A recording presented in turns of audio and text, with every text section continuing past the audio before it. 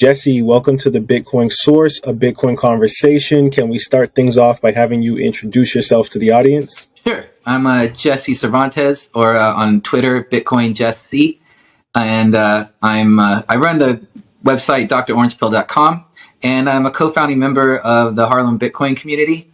And I like to make web videos, and I guess that's why I'm here. So thanks for having me, Daldy. This is really awesome. Thank you for that introduction, Jesse. And of course, Dr. Orange Pill, I've watched tons of your content. Shout out to my brother, Mr. G. I've always found his story super interesting and captivating. And to start things off, I really want to know, Jesse, where did you start in your Bitcoin journey? Whether it was people, courses, or even just like educational platforms that might have helped you to become orange pilled. So could you kind of give a background on like your history in Bitcoin and how you got started? Sure. I started, so I first heard about it from a former roommate, and I was visiting. We weren't roommates anymore. I went to visit him. He was like a day trader kind of guy. And I should say I had never at that point in my life ever traded a stock or anything. I didn't know anything about anything. But he would always say like Apple, Tesla, Apple, Tesla. And one day he says Apple, Tesla, Bitcoin. And I said, what's Bitcoin? And he goes, oh, magic internet money. I said, well, what do you do with it? He said, oh, people buy things on the internet. I said, what do they buy? Oh, video games and guns and drugs. I said, what? This is back when, it was still the Silk Road. So I didn't think much of it. I just didn't think much of it. And then about a year later, I saw him again. He goes, oh yeah, Bitcoin. I said, what's Bitcoin? Oh, magic internet money. I said, oh yeah, that thing where they buy stuff. Yeah. I said, well, how much is it? It's like $500. And I thought to myself, I'm going to spend $500 on some magic internet money? That's crazy. So, but that was like the primer. So it was just hearing it from a friend. And I'm mentioning that specifically because of probably some of the stuff we're going to talk about later.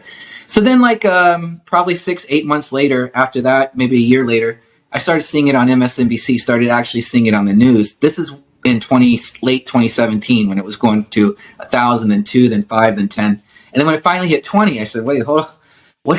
What is this thing? And that's when I did the actual real first step, which was where I really get most of my information, YouTube. So I went to YouTube and I typed in, what is Bitcoin?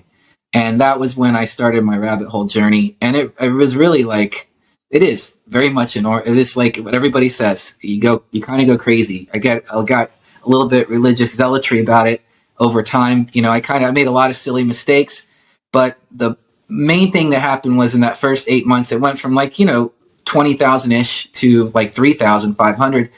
And it was a really difficult and interesting, hard time for me to process because I didn't know what was going on. I'd never done or traded or bought or anything.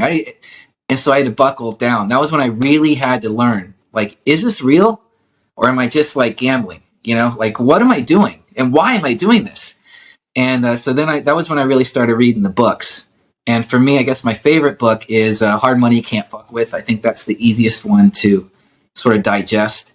After that, Inventing Bitcoin, the one you can get for free on Swan. And so, and I guess one of my favorite podcasts that I still like to watch on YouTube is the TIP, the Investors Podcast, with Preston Pish as the main host usually.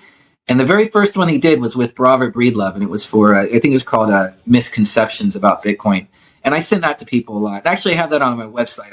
I have links to a lot of stuff on my website, and I use that too. So I use my website to like sort of, if people go there, they have other places to go to and also find information. And I make some videos myself, just reprocessing information I got. I used to be a school teacher, so I try to like break things down as easy as possible. So I guess my main orange pilling resources are YouTube, literature, and that's about, and stuff like what you're doing actually.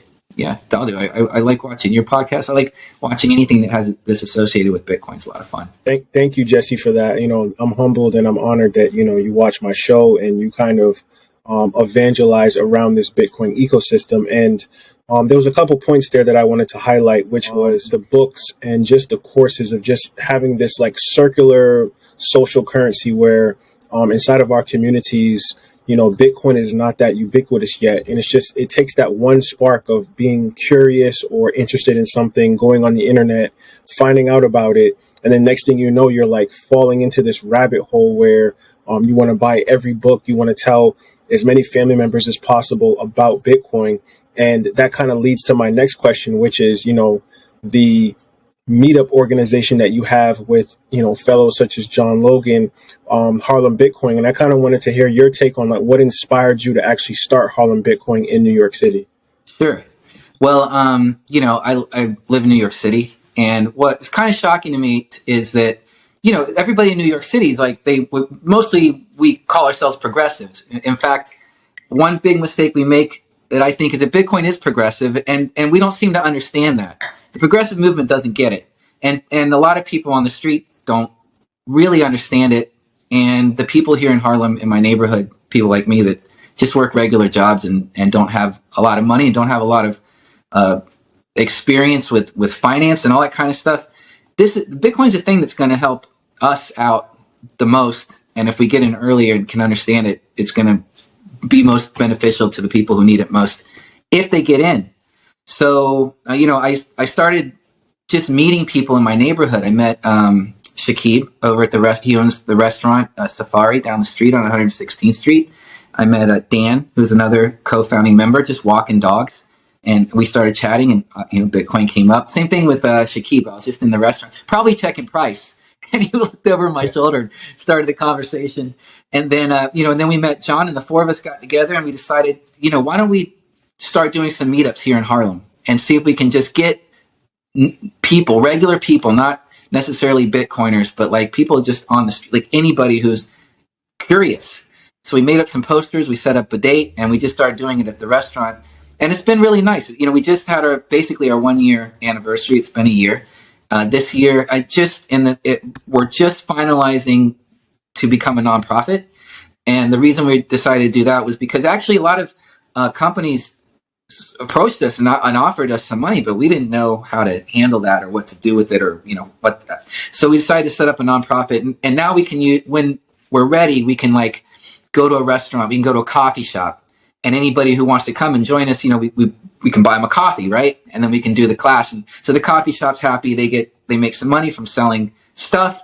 We can have get people in the door, and then we can have, be able to raise some funds to be able to do those kind of things. So the main thing about Harlem Bitcoin, our main goals are financial inclusion, education, and a circular Bitcoin economy. So we push really hard to get people onto Lightning if we can. We load them up with like Wallet of Satoshi or something like that. We'll send them 1,000 or a few thousand sats, or we'll orange pill people in the coffee shop. We buy the coffee. We'll say, hey, we'll tip you in Bitcoin if you get this app, or with our waiters. And we do like semi-monthly meetups here in Harlem, and we just put up posters and we put out sort of generalized advertisements. I would say the one thing we have going for us is that people like the idea and like the name and everything. And we actually get a lot of Bitcoiners that show up, and it's really nice. And what we really want on our next sort of level of functioning is to get more like noobs, to really get more brand new people that don't know anything about Bitcoin. We actually even went to the food bank and did a court class over there. So and then what the meetups are is like basically about 30 minutes. We do like 3 10-minute quick sort of lectures. Mine are usually like real basic stuff, just what is Bitcoin essentially.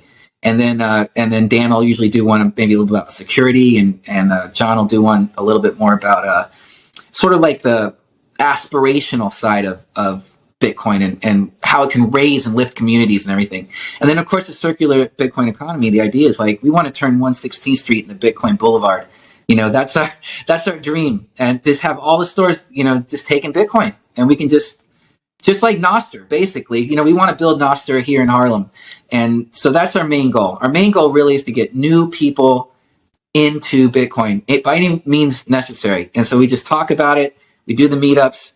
I make the videos, and just like what you're doing, same kind of thing. Bitcoin inspires you. It inspires me and inspires the people around me.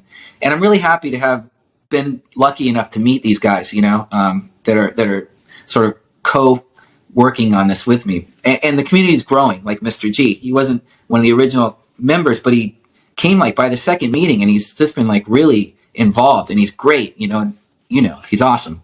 Yeah, Mr. G is one of my favorite people in Bitcoin, and he's a really smart guy, and his business model is very different, very unique. Anytime you're talking about renewable stuff, recycling stuff, like that's the guy that you definitely need to go to. And Jesse, there was some things you said that I really wanted to expound on, which was, just this whole model of being in New York City, the rotten apple, the place where all the money is being made. You have the 5 boroughs. And I think that having your meetup in Manhattan and Harlem is just super important, because that's the borough that makes, that's where the stock exchange is, that's where Wall Street is. And I just think that, I remember John was telling me when we had conversations about, because of regulation, because of, the stringent laws that they have in New York City, it's kind of difficult to get people to onboard into Bitcoin, because of course it kind of disrupts the financial business model that we've been enduring for these several centuries now. And I think it's beautiful that you guys have really stuck your necks out there to really orange pill people. And, I really wonder, like, how is the understanding of New Yorkers when it comes to Bitcoin? Like, are regulations kind of easing up, or are you still dealing with a lot of the issues? Like, I know, for example, a lot of the digital wallets are not available in New York City. I'm not sure if Strike is available yet, but that really puts a damper on large amounts of people adopting this cryptocurrency that will not only change their lives generationally, but it can actually help build communities. You talk about Bitcoin Boulevard, and I'm fully on board with that. And, I'm not too far away from New York City, so I definitely plan on coming to a meetup at some point. And I just think that New York City, if they can get on board with Bitcoin and they can really get people to understand what this asset is about, I think that will send waves across the country. So I just wanted to thank you here on air for your effortless work in kind of getting people to really be involved in Bitcoin and understand the importance of it in Harlem, which is kind of like the mecca for Latinos, African Americans in New York City. So starting there is huge and super important. Thanks a lot, Daldu. I really appreciate that. And yeah, that's exactly what we're doing. And in fact, Mr. G is actually starting to set one up in the Bronx. So at a YMCA that we're probably going to be doing starting in the summer.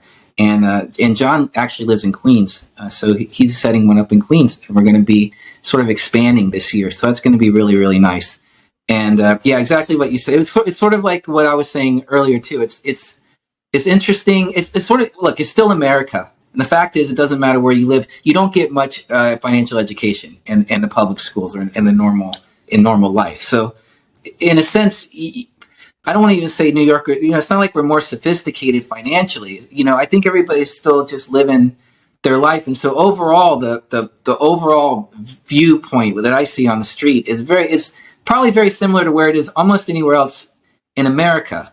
I will say that it seems like the Latin and African American communities are a little bit faster to pick up on it or be willing to listen to it, because they've been screwed over so much for so much longer, so much harder. They're just like, sure, I'll listen to anything. Like, let's give it a shot. Sure. So it's an advantage. It actually is an advantage that way. There's an irony too that, progressives supposedly are college educated. We are. I mean, I'm college educated. I have a master's degree, but I still never learned anything about. The only thing I learned about money, I learned on my own. I mean, just since learning about Bitcoin, and it's like a fish not realizing you're swimming in water, because you don't even. It's just dollars and cash is just like the thing. It's the idea of anything else, even being a money in the United States, is like almost as foreign as anything, as some kind of crazy food like that they eat somewhere that we're not used to. It's just so. I guess the point is New York. So the bit license and the I have a little bit of mixed feelings about bit license, actually, after what happened last year. Because we actually on our website initially we were sort of against. We had it posted like repeal the bit license. That was a big thing. But after what happened last year, I realized, if it weren't for the bit license, we would have had Nexo here. We would have had FTX here. We would have had, Three Arrows here. All that stuff would have been here in New York. No New Yorkers got not. Now we still had Gemini, and in fact, I even got screwed over by Gemini. So don't leave it on an exchange. Do not leave your Bitcoin on an exchange. Do not try to get a yield, you will learn the hard way. But anyway, the bit license makes it so that, for example, I couldn't set up my website to take Bitcoin. I actually did. I set up through Rapego now, which is a plugin app that actually works really great. So if anybody has a website and they want to accept Bitcoin, Rapego is really good. But aside from that, we don't have Strike. we have Cash App, but you can't use Lightning with Cash App. You can only do on chain. You can still send it, and you can still, and even Dan, my friend, he gets part of his paycheck put into Bitcoin through Cash App here in New York City. So you still can do some things. It's just really, really tight. I mean, the only places you can go, there's no exchanges really except for Coinbase and Gemini. At this point, I won't touch Gemini, so I'm kind of stuck, like Coinbase is it. And there's really no other options. And so we're a little bit constricted, especially with Strike, which would be so useful here, especially because you could just pay anybody in Bitcoin and they could receive it however they wanted to. So I really hope that gets taken care of. I don't know that they're going to, I become less and less sure they're going to repeal the bit license, especially with all this other stuff that's been going on in the last year. And I saw that California is actually trying to pick up something very similar to the bit license. And again, it's like these so-called progressive states that seem to be so far in the pocket of the bankers, but it is still New York City. It's still New York State. We're still run financially by the banking, conglomerate in a lot of ways. They have a lot of power, and they're going to kind of get their way. So, we'll kind of just see what happens with that. Just with any regulation, these guys are waiting back. They're trying to see what the CFTC is going to do, what Gary Gensler is going to do, what the IRS is going to do. And I think that it's just like when they talk about Hong Kong possibly opening up their country or their district to having investors buy into Bitcoin. People don't understand that there's so much untapped monetary energy there that once it's approved, it's going to the price is going to go insane. Same thing with New York. There's so many Latinos, there's so many African Americans, and just people from all backgrounds that are just hungry to find an option out and to have a different approach than just, buying into the stock market or, trying to get yield on Kraken and Gemini and some of these exchanges. When they get burnt, you talk about disruptive technology. And I feel like comedy is something that you love, of course. And I think comedy is one of those things like, Richard Pryor is one of my favorite comedians of all time. And I think that comedy has been like the disruptive thing in our society that transcends gender lines, political lines, social lines. And putting that into Bitcoin is so genius because Bitcoin is disruptive, right? So I want to talk to you about like your new venture, Bitcoin Improv or BitProv, better yet. And like, do you have any experience in comedy and kind of like what got you motivated and inspired to do that? Sure. Yeah, I love comedy. I've always loved comedy. I worked at a couple stand-up clubs in New York City years ago. I worked at Caroline's Comedy Club. I worked at the Comedy Cellar as a waiter. And I actually did do stand-up a few times, at some point, because it was like a bucket list item. I've always loved it so much. And I love all these old comedians. And I used to watch The Evening at the Improv as a show used to be called A&E. I don't even know if A&E still exists, but it would come on at night when I was a little kid, and I just loved watching it, where they would just be in front of the brick wall. And so I thought, wouldn't it be kind of fun if we pretended to be old comics doing jokes about Bitcoin in their style? So, the thing about the BitProv, I guess I wouldn't call it for educational and informational purposes. It's really just silly. It's just silly. But it's like you said, Dadu, it's the gateway in a way. If you can just sit back and tell a joke and just be silly and it doesn't feel like you're being an affront. It's just like you're just watching something for goof, but it gets the word or the idea that people are built. Like there's more to Bitcoin than just like this scientific. Of course, that's what it really is: scientific, mathematically coded hard money that's like here to save the world in a lot of ways. But you just this other side of it where there's just like craziness and silly. And actually, there's a lot of wild contradictions inside of the space in the Bitcoin sphere and the whole crypto sphere. There's so many like stuff, a lot of pain, and that's where comedy comes from. So it's just like I just wanted to make something that like people that were in the Bitcoin could maybe say, oh, I can relate to that because it's so silly, or I've been through that, getting wrecked or whatever. For people that have no experience with Bitcoin at all, it's just like they're just seeing that wow, there's more weird Bitcoin stuff going on, and it just kind of gets into the zeitgeist. Then on the side of that, I do make some like educational videos about things like today is Satoshi Nakamoto's birthday, April 5th, when we're shooting this. So to this morning, I made like a video about like a 1-minute explainer, like why did he pick April 5th? Why 1975? What's this all about? And so, it's sort of like you teeter back and forth. The memes are so much fun. You know, you love the Bitcoin couple. They're great. You know, I love to laugh. I want to be able to let other people laugh. I hope the videos are good fun for Bitcoiners or even crypto people, and and just for normal people, noobs and normies that can just be like, oh, you know, even if they either get it or they don't get it, but there's like, what is this like Bitcoin thing? You know, I'm gonna look in this a little bit further. Anything that gets in the zeitgeist is good to And me. you know, to that point, there's a female comedian that you have with you, and she has like this like Elena Glazer kind of vibe. Like I don't know if you know who Glazer is, but like she kind of reminds me of her so much, like the crazy hair and like the quirkiness. And I just, you know, me being like, you know, listening to like all the comedians from back in the days, when I saw a couple of the episodes, I was like, I think Jesse has something here. Like if you can get that to be citywide, or you can start to go to these little like backdoor clubs and start just having like Bitcoin jokes, having improv based around Bitcoin, because Bitcoin is such a paradigm shift that it's transcending beyond just a financial tool at this point. It's becoming like a part of our lifestyle. And I think that comedy, like, you know, I love that when people would really rally behind this so much more. Like, I definitely support it any way that I can support and help. I'm on board, because I really see the upward potential with something like this, because, you know, we're living in some scary times right now. People are not happy. And I think that comedy really helps people to really open up their love and their understanding for just being human and being vulnerable, and just talking about the tough topics that people take so seriously, whether it's politics, sports, entertainment. We're just living in a place right now where we need more laughter. And I think people like yourself and the female that you have working with you is just, it's going to open the doors. And I hope more comedians actually start to onboard into this improv world and really support your movement. Dadu, thank you so much, man. I really appreciate that. And that female I have working with me is my wife. So yeah, Oh, it she's is. great. Yeah, and Okay. she did stand up. She did stand up for a couple years. She used to run a show right down the street here in Harlem on 116th Street, and so she's more comfortable in front of the camera actually in doing that than I am. And so I watch hers and I like them so much better than mine. I can't tell if it's because she's better or just because you know have self deprecation.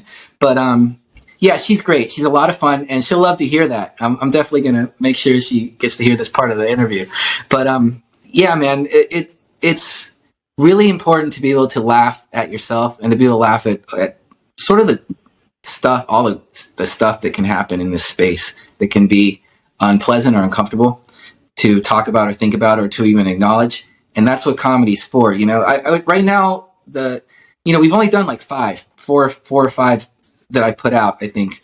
So I got about 15 of them done. I'm definitely going to keep making more and keep doing like the educational ones and just sort of intersperse them and just see what happens. I'm going to keep experimenting. I'm kind of approaching it like real stand up. I'm going to just do the jokes. Some will work, some won't. Some will be better, some will be worse. And I'll just evolve. You know, I'll evolve as a performer, I hope, and the show will kind of the whatever it is will just kind of evolve as it goes. And it's relatively, you know, I wanted to make some of those relatively easy to do in my house, you know. So that's the goal. I just it means a lot, you know. I mean, it's like you doing this podcast. Like, what would you be doing in your life if it weren't for Bitcoin? It inspires you, and you want to make things. Like your thing is that you interview people that are not like the normal people that get interviewed on every other podcast, right? And that's sort of my thing too, in a way. Like even when I'm doing the educational stuff, I try not to cover the stuff that's just covered all the time, and with the jokes, right? Because I'm not there to educate. I'm just being silly. Like I'm just trying to do something different, just like what you're doing. And that's how this whole, just like what you're saying, it's an ecosystem. It's a whole thing. It's not just the monetary network, but it's everything that's built around it. It's not just a monetary energy or hash rate energy. It's like human energy, interactive energy, and the energy of all our mind and thoughts and stuff that we put out, just being out there in the world and just hammering it into people's heads over time. It just normalized it till it becomes as normal as the internet itself. Just like chat rooms were like a weird thing like 20 years ago, you know, or you know, all that kind of stuff. We are normal. You and me, people like us, Harlem Bitcoin, we're normalizing it. We're normalizing Bitcoin, and not doing it in a way where we're saying, it's just about the money. It's like, it's about all of it. I think that, people just have to lighten up and really just embrace things as they come. And I think that laughing comedy, like I said before, is definitely the antidote to a lot of the problems we have in our society. And Jesse, I kind of wanted to talk more about Harlem in itself, where Harlem has a rich history from jazz to music to entrepreneurship to just even businesses collectively supporting each other and helping each other out. And I know you mentioned Bitcoin Boulevard, as far as the Safari restaurant and some of the places that you kind of frequent, have you seen the businesses in the area? Because I know massive gentrification is going down in Harlem right now.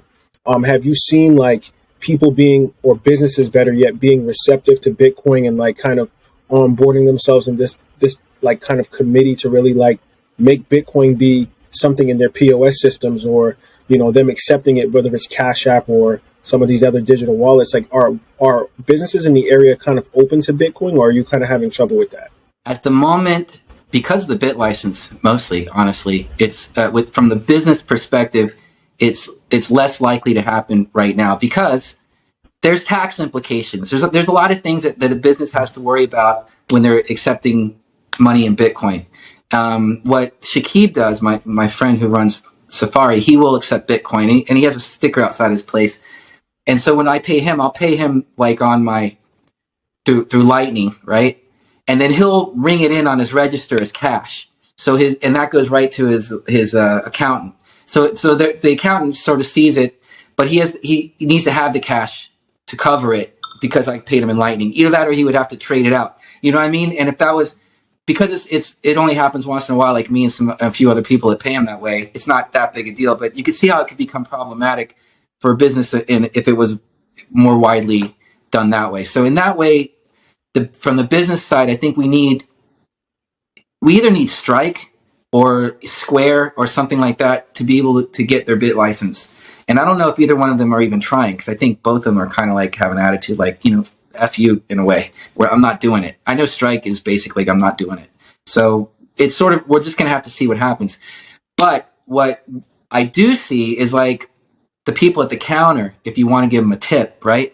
Or people if you want to buy a snow cone or something, right, on the street, sometimes you can get one of those people to take Bitcoin or to tip them in Bitcoin, because then it's oh, all right, I'll try this. What Dan does, what's crazy, he'll have them loaded up and then he'll put it on Nostr, and people from all over the world will just start tipping the waiter or the coffee barista, and they'll have $25-$30, in 5 minutes, and they're what? Jack Dorsey tipped one dude, one of the baristas, the other day when me and Dan were with him. It was just, and it was he was whoa. So those are the ways we're able to do it right now. So I'm hoping I know there's a hair cuttery in Queens that has a sign that says take Bitcoin, and you can see I'm getting due. So I think I might pop down there soon and like those other videos I did with Mr. G, right? Where they'll do something we'll exercise, or I'll do a ride along, and then we'll talk about it while we're doing it. Hopefully I'll do that. I'll get a haircut. We'll talk about Bitcoin while I cut my hair, and then I'll pay him afterwards. So maybe that video will be coming out soon. So nice. That's sort of where we are, though. Honestly, we're not moving as fast as I hope, but we just have to see what happens with the licenses at this moment, and kind of see how the next year goes. New York is a interesting place, and I think that it's a melting pot, right? It's kind of the first place where people have all galvanized and decided to figure out how to chase the American dream. So it's kind of sad to just hear that it's so strict with just the way that Bitcoin is being employed. But obviously that's probably by design, like we mentioned throughout this podcast. But Jesse, if you had one call to action to give somebody about Bitcoin, or just New Yorkers about Bitcoin, what would that call to action be to kind of get them started into this journey into, Bitcoin as a digital currency? My very first thing I would say for sure is stack some sats.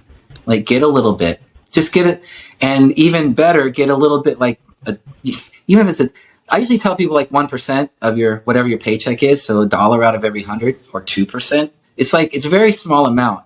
But when you're actually putting the money in, then you start to go, why am I doing this? Or what's going on? Yeah.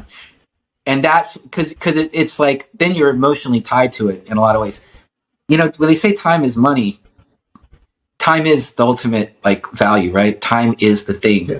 And all money is a representation of work you did in time. You know what I mean? Like, you get paid these greenbacks because I spent an hour like doing something for somebody, or a week. And that's where so when I look at a stack of like, $500 that I made, from a whole week of work or something, I put that in the Bitcoin and it goes down or goes up. It really means something because that represents a week of my life. You know what I mean? So it's like, I would say the biggest call to action I would say is to start stacking sats, get a little bit, just even $1 worth, buy it on Cash App, make it real simple.